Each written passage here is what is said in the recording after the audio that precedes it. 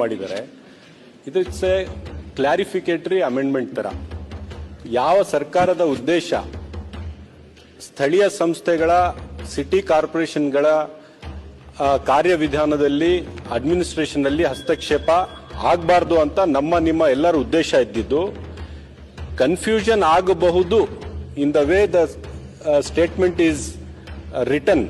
ಅದಕ್ಕೋಸ್ಕರ ಕ್ಲಾರಿಫಿಕೇಶನ್ಗೋಸ್ಕರ ಸನ್ಮಾನ್ಯ ಉಪಮುಖ್ಯಮಂತ್ರಿಗಳು ಅಮೆಂಡ್ಮೆಂಟ್ ತಂದಿದ್ದಾರೆ. ನಿಮ್ಮ ಉದ್ದೇಶನೂ ಅದೇ, ನಮ್ಮ ಉದ್ದೇಶನೂ ಅದೇ.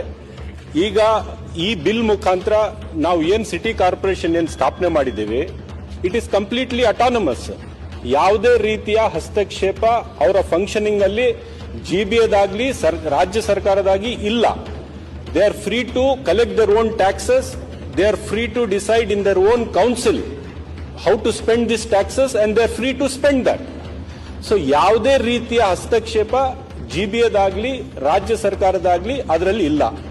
As for as 74th amendment is concerned, 74th amendment ಯಾವ ರೀತಿನೂ ವೈಲೇಟ್ ಆಗಿಲ್ಲ. ಯಾಕಂದ್ರೆ ನಮ್ಮ ಆತ್ಮೀಯ ಸ್ನೇಹಿತರು ಅಶ್ವಥ್ ನಾರಾಯಣ ಅವರು ಹೇಳ್ತಾ ಇದ್ದಾಗ ನಾನು ಕೇಳಿದೆ, 74th amendment ಯಾವುದೇ ರೀತಿಯಲ್ಲಿ ವೈಲೇಟ್ ಆಗಿಲ್ಲ.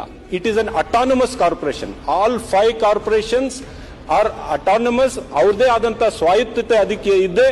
ಅವ್ರ ಟ್ಯಾಕ್ಸಸ್ ಅವರೇ ಕಲೆಕ್ಟ್ ಮಾಡ್ತಾರೆ. ಆ ಟ್ಯಾಕ್ಸ್ ಯಾರು ಕೂಡ ಕಿತ್ಕೊಳ್ಳಕ್ ಅವರಿಂದ ಸಾಧ್ಯವಾಗಿಲ್ಲ. ಆ ಟ್ಯಾಕ್ಸ್ ಅವ್ರ ಹತ್ರನೂ ಇರುತ್ತೆ.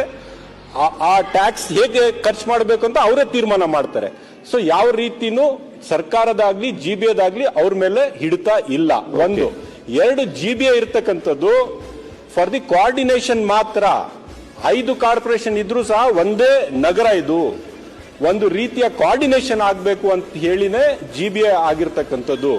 ಸೊ ಜಿಬಿಎ ಹಸ್ತಕ್ಷೇಪ ಮಾಡುತ್ತೆ ಅಥವಾ ಸಿಟಿ ಕಾರ್ಪೊರೇಷನ್ ನಡೆಸುತ್ತೆ, ಅವರ ಅಡ್ಮಿನಿಸ್ಟ್ರೇಷನ್ ಇಲ್ಲಿ ನಾವು ಕೈವಾಡ ಇರುತ್ತೆ ಅಂತ ಯಾವುದೇ ರೀತಿಯ ಒಂದೇ ಒಂದು ಸಂಶಯ ಕೂಡ ಇದ್ರೆ ಈ ಅದನ್ನು ಕ್ಲಾರಿಫೈ ನಮ್ಮ ಉಪಮುಖ್ಯಮಂತ್ರಿಗಳಾದ